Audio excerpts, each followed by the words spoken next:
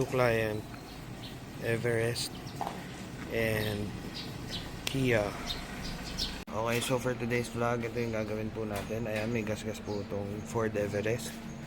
And then dito naman po sa may harap niya, ito.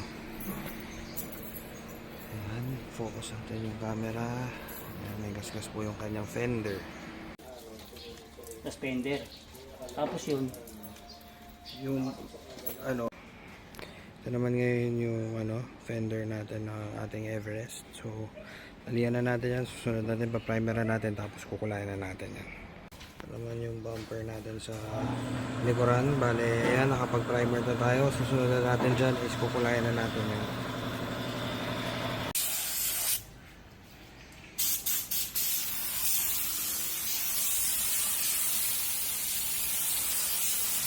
Bale guys, ayan, nakapagpondo na tayo dyan. Hindi ko na naabutan kasi bumili tayo ng materials.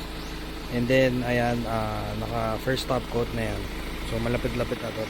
Ayan mga guys, so ayan, kung makikita nyo, wala na yung gas-gas nya. Napinturahan na natin, naka top coat na yan. So malapit na to. Ilang layers na lang to ng top coat, tapos pwede na to. Tutuyuin na lang natin, tapos pakita ko sa inyo finished product. Ayan guys, last top coat na tayo. Makita nyo, sobrang kapal natin mag-apply ng top coat. Kasi para kahit makailang buffing kayo, hindi kagad mauubos yan.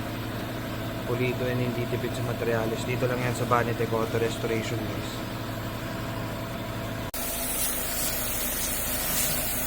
So yan, last top coat na rin sa fender natin guys.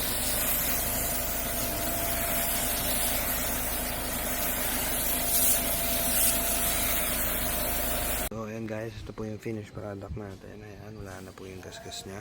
So drying time na lang, tapos for buffing na lang po siya. Ayan. Ito na po yung tapos ng bumper nya. And ito naman po yung sa kanyang fender. Wala na po yung kanyang gas-gas. Okay.